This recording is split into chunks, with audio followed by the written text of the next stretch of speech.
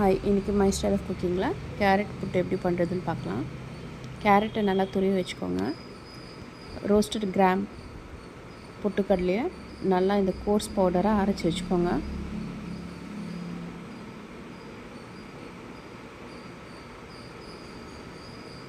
நல்லா குறன்னு இருக்கட்டும்.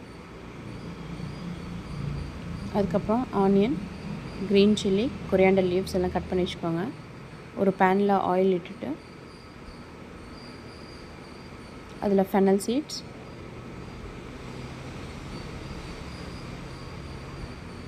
அதுக்கப்புறம் கறி லீவ்ஸும் ஆட் பண்ணுங்கள்.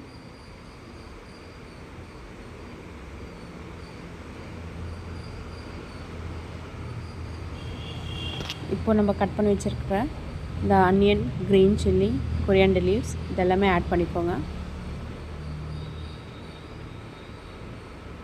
ஆட் பண்ணிவிட்டு சால்ட்டு, அப்புறம் டர்மரிக் பவுடர் ஆட் பண்ணிக்கோங்க. எப்போவுமே இந்த மாதிரி புட்டு பண்ணும்போது சால்ட் கொஞ்சம் கம்மியாகவே ஆட் பண்ணுங்கள். சால்ட், டர்மரிக் பவுடர் ஆட் பண்ணதுக்கப்புறமா நம்ம கிரேட் பண்ணி வச்சுருக்கிற இந்த கேரட்டையும் ஆட் பண்ணிக்கோங்க. இப்போது ஒரு 2 நிமிஷம் நல்லா சாட்டே பண்ணிவிட்டு கொஞ்சமாக சில்லி பவுடர் ஆட் பண்ணுங்கள்.